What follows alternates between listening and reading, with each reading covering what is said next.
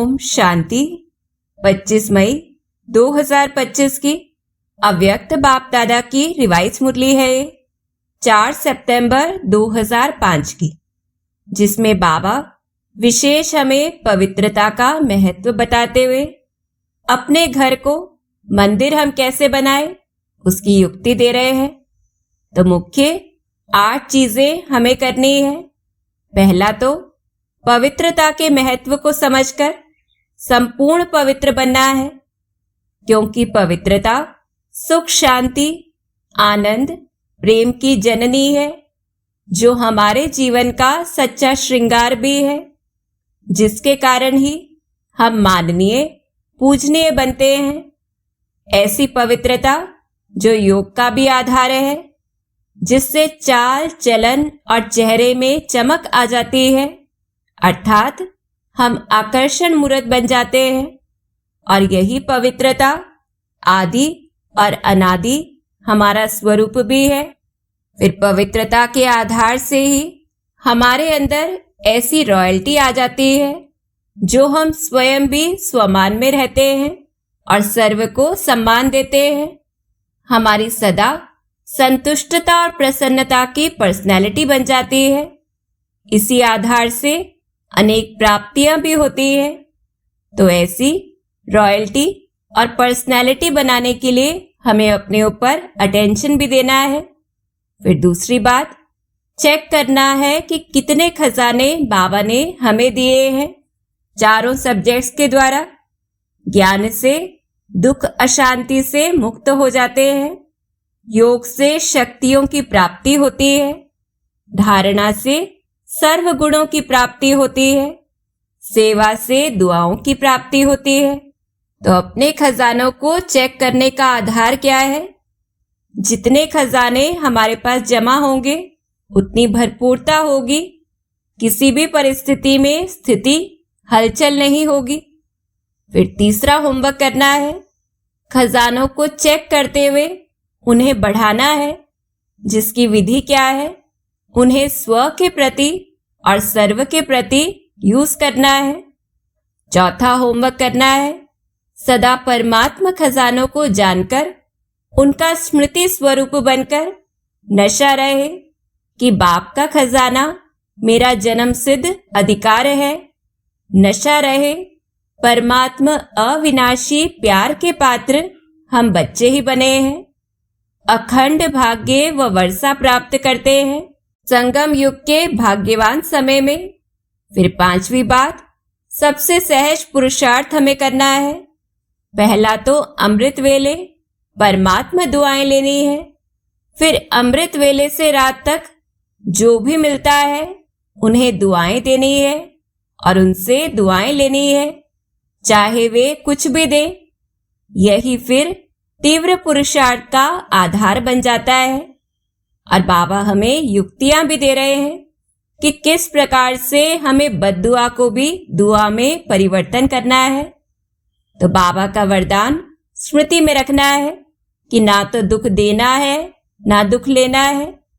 फिर छठी बात, किसी को कोई भी शिक्षा देने से पहले क्षमा भाव अपने अंदर धारण करना है, तो ही शिक्षा लेने वाली आत्मा उसे धारण करेगी, उसका कठोर दिल भी परिवर्तन होगा। अन्यथा दूसरे के मन में घृणा भाव आ जाता है।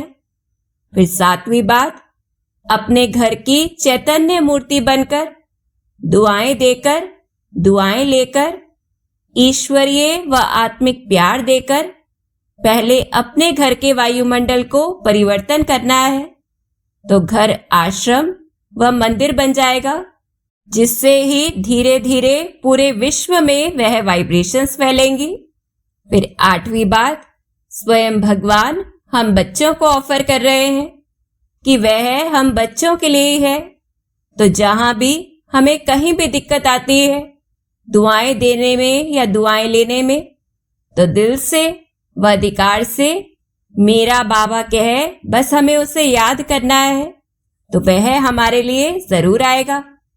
तो इस प्रकार से पुरुषार्थ को सहज करने के लिए, परमात्मा मदद का पात्र बनने के लिए सुनते हैं बाप दादा की वाणी। मुरली का टाइटल है शिक्षा के साथ क्षमा और रहम को अपना लो, दुआएं दो, दुआएं लो, तो आपका घर आश्रम बन जाएगा। आज बाप दादा सर्व बच्चों के मस्तक में प्योरिटी की रेखाएं देख रहे हैं, क्योंकि ब्राह्मण जीवन का फाउंडेशन ही है पवित्रता। पवित्रता की रेखाएं कौन सी है? पूछते हैं बाबा, जानते हो? पवित्रता सर्व को प्रिय है। पवित्रता सुख, शांति, प्रेम, आनंद की जननी है। पवित्रता मानव का सच्चा श्रृंगार है। पवित्रता नहीं तो मानव जीवन का मूल्य नहीं। जैसे देखते हो देवताएं पवित्र है, इसलिए ही माननीय और पूजनीय है। पवित्रता नहीं तो मानव जीवन को आजकल देख रहे हो। बाप दादा ने आप सभी बच्चों को ब्राह्मण जन्म का वरदान यही दिया। कौन सा दिया है? पवित्र भव, योगी भव। तो इस प्रकार से पवित्रता के महत्व को अंदर धारण करना है। जिस आत्मा में पवित्रता है उसकी चाल चलन, चेहरा चमकता है। इसलिए पवित्रता ही जीवन को श्रेष्ठ बनाने वाली है। वास्तव में आप सब बच्चों का आदि स्वरूप ही पवित्रता है, अनादि स्वरूप भी पवित्रता है। तो स्मृति दिला रहे हैं बाबा कि परम धाम अनादि स्वरूप में भी हम पवित्र थे और देवताई स्वरूप आदि रूप में भी हम पवित्र थे। ऐसी पवित्र आत्माओं की विशेषता उनके जीवन में सदा पवित्रता की पर्सनैलिटी दिखाई देती है। पवित्रता की रियलिटी, पवित्रता की रॉयल्टी चेहरे और चाल में दिखाई देती है।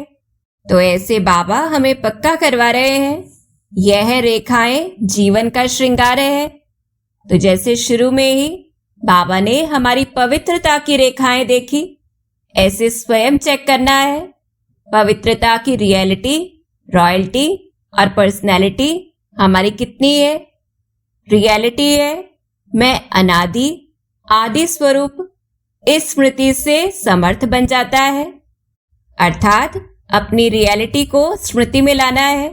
फिर रॉयल्टी है स्वयं भी स्वमान में और हर एक को सम्मान देकर चलने वाला। पर्सनैलिटी है सदा संतुष्टता और प्रसन्नता, स्वयं भी संतुष्ट और अन्य को भी संतुष्ट करने वाले। पवित्रता से प्राप्तियां भी बहुत हैं। और फिर बाबा हम बच्चों से पूछ रहे हैं, बाप दादा ने आप सभी बच्चों को क्या क्या प्राप्ति कराई है वह जानते हो ना? कितने खजानों से भरपूर किया है। अगर प्राप्तियों को स्मृति में रखे तो भरपूर हो जाए। तो यह विधि बता रहे हैं बाबा भरपूर होने के लिए। सबसे पहला खजाना दिया है ज्ञान का खजाना, जिससे जीवन में रहते दुख अशांति से मुक्त हो जाते। व्यर्थ संकल्प, नेगेटिव संकल्प, विकल्प, विकर्म से मुक्त हो जाते हैं। अगर कोई भी व्यर्थ संकल्प व विकल्प आता भी है तो ज्ञान के बल से विजयी बन जाते हैं। तो यह हम सभी ने अनुभव किया है कि परिस्थिति तो फिर भी आती है, परंतु ज्ञान के आधार से हमारी स्थिति वह अचल अडोल रहती है। दूसरा खजाना है याद व योग, जिससे शक्तियों की प्राप्ति होती है और शक्तियों के आधार से सर्व समस्याओं को, सर्व विघ्नों को सहज पार कर लेते हैं। तीसरा खजाना है धारणाओं का, जिससे सर्व गुणों की प्राप्ति होती है। और चौथा खजाना है सेवा का, जिससे सेवा करने से जिसकी सेवा करते हो उसकी दुआएं मिलती है, खुशी प्राप्त होती है।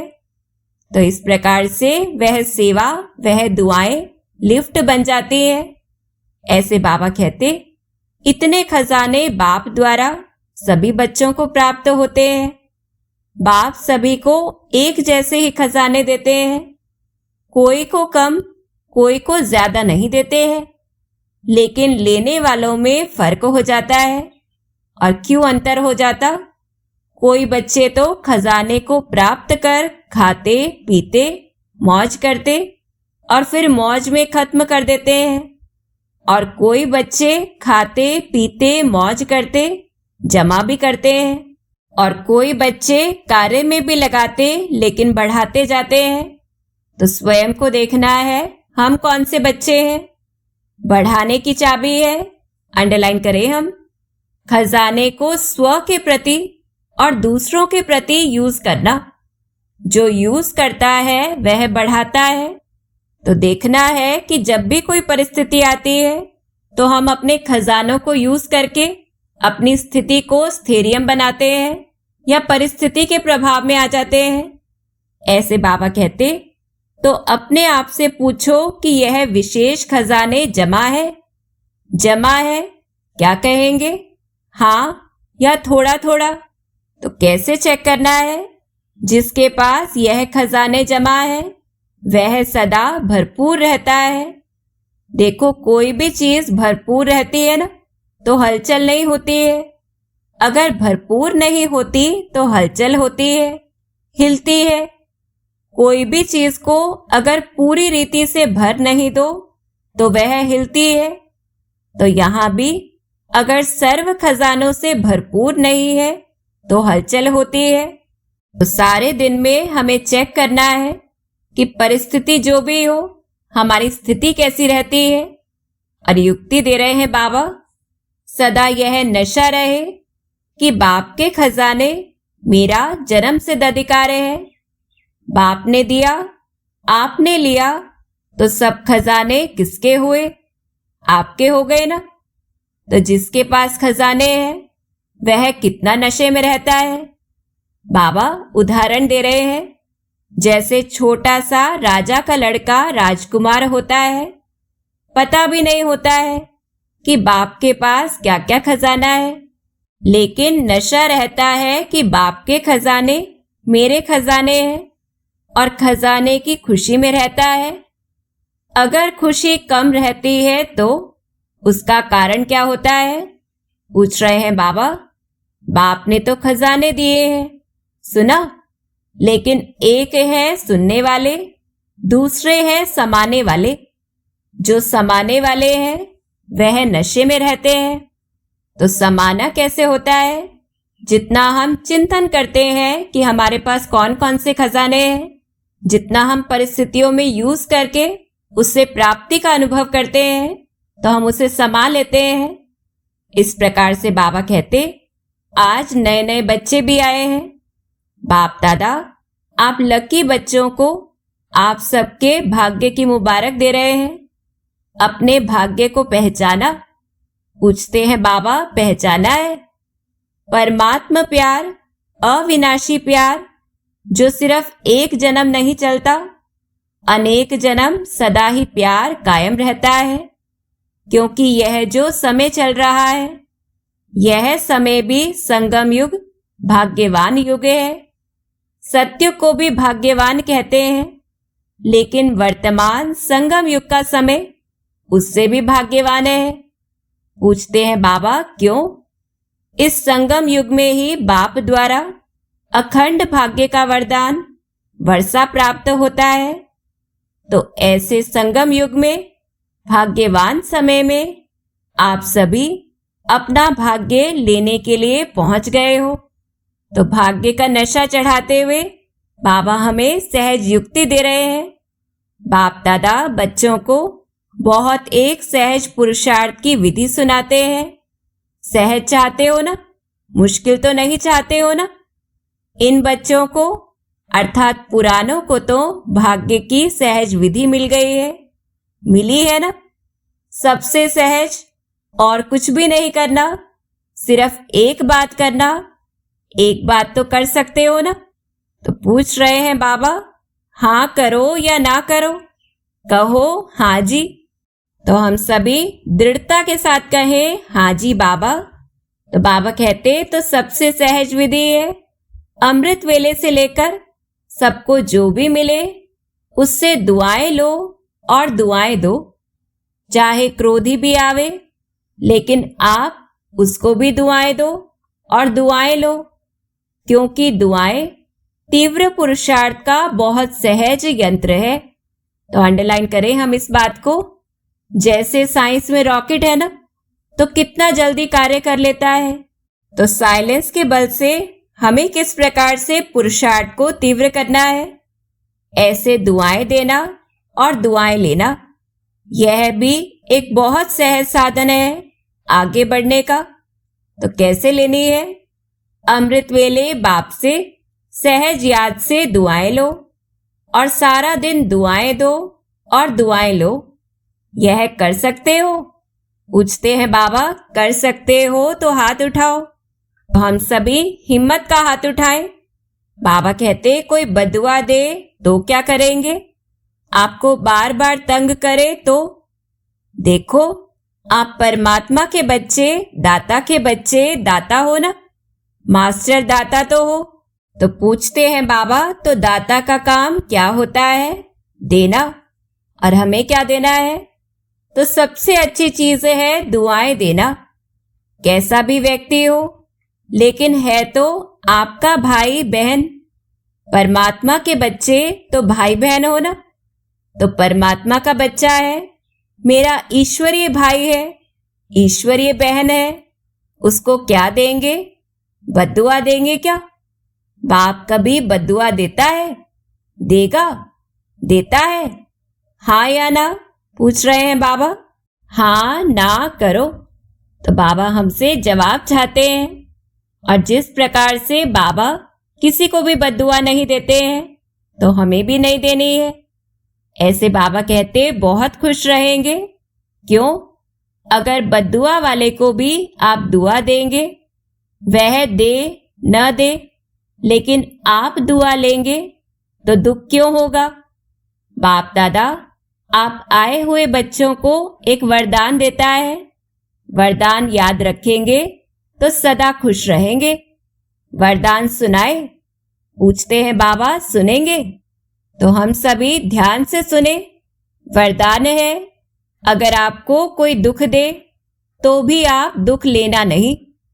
वह दे लेकिन आप नहीं लेना, क्योंकि देने वाले ने तो दे दिया, लेकिन लेने वाले तो आप हो ना। देने वाला लेने वाला नहीं है। अगर वह बुरी चीज देता है, दुख देता है, अशांति देता है, तो बुरी चीजें है ना। आपको दुख पसंद है? नहीं पसंद है ना, तो बुरी चीज हो गई ना। तो बुरी चीज ली जाती है क्या? कोई आपको बुरी चीज देवे तो आप ले लेंगे? पूछते हैं बाबा, लेंगे? नहीं लेंगे। तो लेते क्यों हो? ले तो लेते हो ना। अगर दुख ले लेते हो तो दुखी कौन होता है? आप होते हो या वह होता है? लेने वाला ज्यादा दुखी होता है। अगर अभी से दुख लेंगे नहीं तो आधा दुख तो आपका दूर हो गया। लेंगे ही नहीं ना। और आप दुख के बजाय उसको सुख देंगे तो दुआएं मिलेंगी ना। तो सुखी भी रहेंगे और दुआओं का खजाना भी भरपूर होता रहेगा। तो यह बाबा हमें युक्ति दे रहे हैं कि कोई भी हमें बद्दुआ देता है, अर्थात किसी भी कर्म के द्वारा, बोल के द्वारा या सोच के द्वारा हमारे पास नेगेटिव एनर्जी भेजता है, तो हमें किस प्रकार से उसे परिवर्तन करना है कि यह तो मेरा ईश्वरीय भाई है। दूसरी बात, यह आत्मा तो कुछ गलत चीज हमें दे रही है और हमें तो गलत नहीं लेनी है। ऐसे ही हम और युक्तियां अपना सकते हैं कि वो आत्मा तो बालक है, हम तो पूर्वज हैं, उस आत्मा से तो हमारा कार्मिक अकाउंट है। तो इस प्रकार से पहले तो किसी की बद्दुआ को अपने अंदर नहीं समाना है, अर्थात किसी की भी नेगेटिव एनर्जी का हमारे ऊपर प्रभाव नहीं हो। दूसरी बात, फिर हमें दुआएं भी देनी है। इससे क्या होगा? दूसरी आत्मा के मन से भी हमारे लिए दुआएं निकलेंगी। ऐसे बाबा कहते, हर आत्मा से कैसी भी हो आप दुआएं लो, शुभ भावना, शुभ कामना रखो। कभी कभी क्या होता है, कोई ऐसा काम करता है ना, तो कोशिश करते हैं शिक्षा देने की, इसको ठीक कर दूं, शिक्षा देते हो। तो बाबा हमें सिखा रहे हैं कि शिक्षा भी कैसे देनी है। शिक्षा दो, लेकिन शिक्षा देने की सर्वोत्तम विधि है कि क्षमा का रूप बन के शिक्षा दो। सिर्फ शिक्षा नहीं दो, रहम क्षमा भी करो और शिक्षा भी दो। दो शब्द याद रखो, शिक्षा और क्षमा, रहम। अगर रहम दिल बन के उसको शिक्षा देंगे तो आपकी शिक्षा काम करेगी, क्योंकि मुख की शिक्षा से पहले तो हमारी मन की वाइब्रेशन दूसरे के पास पहुंचती है। इसलिए बाबा अंडरलाइन करवा रहे हैं, अगर रहम दिल बन के नहीं देंगे तो शिक्षा एक कान से सुनेंगे, दूसरे कान से निकल जाएगी, शिक्षा धारण नहीं होगी। ऐसे है ना, अनुभव है। आप भी किसका शिक्षक तो नहीं बन जाते। तो हम सभी ने यह अनुभव किया ही है। शिक्षक बनना जल्दी आता है, लेकिन क्षमा करना दोनों साथ साथ चाहिए। अभी से रहम करने की विधि है शुभ भावना, शुभ कामना। जैसे कहते हैं ना, सच्चा प्यार पत्थर को भी पानी कर देता है। ऐसे ही क्षमा स्वरूप से शिक्षा देने से आपका कार्य जो चाहते हो, यह नहीं करे, यह नहीं हो, वह प्रत्यक्ष दिखाई देगा। आपके रहम दिल बन शिक्षा देने का प्रभाव उसकी कठोर दिल भी परिवर्तन हो जाएगी। तो क्या वरदान मिला? न दुख देना, न दुख लेना। तो पूछते हैं बाबा, पसंद है?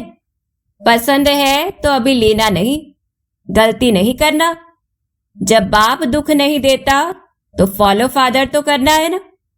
कर रहे हैं, कभी कभी थोड़ा डांट देते हो, डांटना नहीं, रहम करो, रहम के साथ शिक्षा दो। बार बार किसको डांटने से और ही आत्मा जो है ना, वह दुश्मन बन जाती है, घृणा आ जाती है। इसलिए बाबा स्मृति दिला रहे हैं, परमात्मा बच्चे हो ना, तो जैसे बाप पतित को भी पावन बनाने वाला है, तो आप दुखी को सुख नहीं दे सकते हो। अभी जाकर ट्रायल करना, ट्रायल करेंगे ना, तो पहले चैरिटी बिगेन्स एट होम कि दान घर से शुरू करना है। परिवार में अगर कोई दुख देवे तो भी दुख लेना नहीं, दुआएं देना, रहम दिल बनना पहले घर वालों को करो। तो हम सभी को पहले घर से ऐसा करना है। आपके घर का प्रभाव मोहल्ले में पड़ेगा, मोहल्ले का प्रभाव देश में पड़ेगा, देश का प्रभाव विश्व में पड़ेगा। सहज है ना। तो ऐसी बेहद की सेवा करनी है। अपने परिवार में शुरू करो, क्योंकि देखो, एक भी अगर क्रोध करता है तो घर का वातावरण क्या हो जाता है। घर लगता है या युद्ध का मैदान लगता है? उस समय अच्छा लगता है? पूछते हैं बाबा, नहीं लगता है ना। फिर बाबा वीआईपीज और खास मधुबन वासियों से बात कर रहे हैं। आप लोगों के लिए भी है ना। आज वीआईपीज के साथ मधुबन वाले समर्पित भाई बहनें भी सामने बैठे हैं। अपने अपने साथियों से, अपने अपने कार्यकर्ताओं से न दुख लेना न दुख देना, दुआएं देना और दुआएं लेना। अगर आप अधिकार से ऐसे समय पर भी दिल से मेरा बाबा कहेंगे, परमात्मा बाबा, मेरा बाबा, तो कहावत है कि भगवान सदा हाजिर है। तो बाबा हम बच्चों को खुली ऑफर दे रहे हैं। अगर आपने दिल से अधिकार रूप में ऐसे समय पर मेरा बाबा कहा, तो बाप हजूर हाजिर हो जाएगा। क्योंकि बाप किस लिए है? बच्चों के लिए तो है। तो नशा रहे हमें, और अधिकारी बच्चे को बाप सहयोग नहीं दे, यह हो ही नहीं सकता है, असंभव है।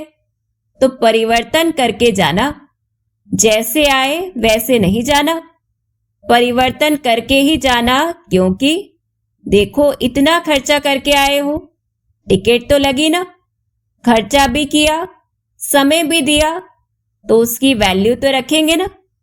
तो वैल्यू कैसे रखनी है? तो वैल्यू है स्व परिवर्तन से पहले घर का परिवर्तन। फिर विश्व का, देश का परिवर्तन। आपका घर आश्रम बन जाए, घर नहीं आश्रम। वैसे शास्त्र भी कहते हैं गृहस्थ आश्रम, लेकिन आज आश्रम नहीं है। तो आज कैसा है? आश्रम अलग है, घर अलग है। तो घर को आश्रम बनाना, और कैसे बनाना है? दुआएं देना और लेना, यह आश्रम का कार्य है। आपका घर मंदिर बन जाएगा। तो यह बाबा हमें वरदान दे रहे हैं। और पूछते हैं बाबा, मंदिर में मूर्ति क्या करती है? दुआएं देती है ना। मूर्ति के आगे जाकर क्या कहते हैं? दुआ दो। मर्सी मर्सी कहकर चिल्लाते हैं कि रहम करो। तो आपको भी क्या देना है? दुआ। ईश्वरीय प्यार दो, आत्मिक प्यार। शरीर का प्यार नहीं, आत्मिक प्यार। आज प्यार है तो स्वार्थ का प्यार है, सच्चे दिल का प्यार नहीं है। स्वार्थ होगा तो प्यार देंगे, स्वार्थ नहीं होगा तो डोंट केयर। तो आप क्या करेंगे? आत्मिक प्यार देना, दुआ देना, दुख न लेना, न दुख देना। देखो आपको चांस मिला है, बाप दादा को भी खुशी है। इतने जो भी सब आए हैं, और उस समय भारत के करीब 250 वीआईपीज रिट्रीट में आए हुए थे। इतने घर तो आश्रम बनेंगे ना? पूछते हैं बाबा, बनाएंगे ना? पक्का कि थोड़ा थोड़ा कच्चा? जो समझते हैं कुछ भी हो जाए, थोड़ा सहन तो करना पड़ेगा। समाने की शक्ति कार्य में लगानी पड़ेगी। लेकिन सहन शक्ति का फल बड़ा मीठा होता है। सहन करना पड़ता है, लेकिन फल बड़ा मीठा होता है। तो जो पक्का वायदा करते हैं, घर घर को स्वर्ग बनाएंगे, मंदिर बनाएंगे, आश्रम बनाएंगे, वह हाथ उठाओ। तो हम सभी इसी समय यह दृढ़ संकल्प करें कि मंदिर की चैतन्य मूर्ति बनकर हम अपने घर को ऐसा आश्रम बनाएंगे। बाबा कहते देखा देखी में नहीं उठाना, क्योंकि बाप दादा हिसाब लेगा ना। फिर देखकर नहीं उठाना। सच्चा सच्चा मन का हाथ, मन से हाथ उठाओ। अच्छा दादियाँ, इनको इसकी क्या प्राइस देंगे? हाँ बोलो। दादी, इतने मंदिर बन जाएंगे तो आप उसको क्या प्राइस देंगी? तो दादी जी ने कहा, अपने घर वालों को ले आवे। तो बाबा ने कहा, यह तो प्राइस नहीं दी, यह तो काम सुना दिया। फिर दादी प्रकाश मणि जी ने फिर से कहा, बाबा जो आज्ञा करेंगे। तो बाबा ने कहा, देखो प्राइस तो आपको मिल जाएगी, कोई बड़ी बात नहीं है। लेकिन है। लेकिन बोले, आप जाने के बाद अपनी धारणा से परिवर्तन करना, और 15 दिन के बाद, मास के बाद अपनी रिजल्ट लिखना। जो 1 मास भी दुख नहीं लेगा, न देगा, उसको बहुत अच्छी प्राइस देंगे। अगर आप आएंगे तो मुबारक है, अगर नहीं आ सकेंगे तो भी सेंटर पर भेजेंगे। तो हम सभी भी अपनी 15 दिन की, महीने की रिपोर्ट देखें। न दुख देना है, न दुख लेना है, बस दुआएं देनी है, दुआएं लेनी है। अच्छा, चारों ओर के देश विदेश के बच्चों की याद बाप दादा को मिली है। चाहे फोन द्वारा याद भेजी है, चाहे पत्र द्वारा, चाहे दिल में याद किया है। तो बाप दादा सभी बच्चों को, चाहे भारत के चाहे विदेश के, रिटर्न में दुआएं और याद प्यार पदम गुणा दे रहे हैं। तो हम अनुभव करें, और बाबा हमें याद प्यार दे रहे हैं, हम स्वीकार करें। चारों ओर के परमात्मा प्यार के अधिकारी बच्चों को, चारों ओर सर्व खजानों से भरपूर, निर्विघ्न, निर्विकल्प, निर्व्यर्थ संकल्प रहने वाली श्रेष्ठ आत्माओं को, साथ साथ सर्व परिवर्तन करने और कराने के उमंग उत्साह में उड़ने वाले बच्चों को, साथ साथ बाप दादा को सच्चे दिल का समाचार देने वाले सच्चे दिल वाले बच्चों को, विशेष दिलाराम के रूप में, बाप के रूप में, शिक्षक के रूप में, सतगुरु के रूप में, पदम गुणा याद प्यार और नमस्ते। हम रूहानी परमात्मा प्यार के अधिकारी बच्चों का, सदा दुआएं देने और दुआएं लेने वाले बच्चों का बाप दादा को याद प्यार और नमस्ते। शुक्रिया बाबा, शुक्रिया। तो ऐसी श्रेष्ठ स्थिति से हम बाप दादा का वरदानी हाथ अनुभव करें और वरदान भी ले लें। भटकती हुई आत्माओं को यथार्थ मंजिल दिखाने वाले चैतन्य लाइट माइट हाउस भव। विस्तार है, किसी भी भटकती हुई आत्मा को यथार्थ मंजिल दिखाने के लिए चैतन्य लाइट माइट हाउस बनो। इसके लिए 2 बातें ध्यान पर रहे। पहली तो हर आत्मा की चाहना को परखना, जैसे योग्य डॉक्टर उसे कहा जाता है जो नब्ज को जानता है। ऐसे परखने की शक्ति को सदा यूज करना। दूसरी बात, सदा अपने पास सर्व खजानों का अनुभव कायम रखना। सदा यह लक्ष्य रखना कि सुनाना नहीं है, लेकिन सर्व संबंधों का, सर्व शक्तियों का अनुभव कराना है। तो इस प्रकार से चैतन्य लाइट माइट हाउस बनना है। फिर स्लोगन है, दूसरों की करेक्शन करने के बजाय एक बाप से ठीक कनेक्शन रखो। तो इस प्रकार से स्वयं पर अटेंशन देना है और अव्यक्त इशारे हैं। रूहानी रॉयल्टी और प्योरिटी की पर्सनैलिटी धारण करो। अपना निजी स्वरूप व वरदानी स्वरूप सदा स्मृति में रहे, तो अपवित्रता और विस्मृति का नाम निशान समाप्त हो जाएगा। विस्मृति व अपवित्रता क्या होती है? अब इसकी अविद्या होनी चाहिए, क्योंकि यह संस्कार व स्वरूप आपका नहीं है, बल्कि आपके पूर्व जन्म का था। अभी आप ब्राह्मण हो, ये तो शूद्रों के संस्कार व स्वरूप है। ऐसे अपने से भिन्न अर्थात दूसरे के संस्कार अनुभव होना, इसको कहा जाता है न्यारा और प्यारा।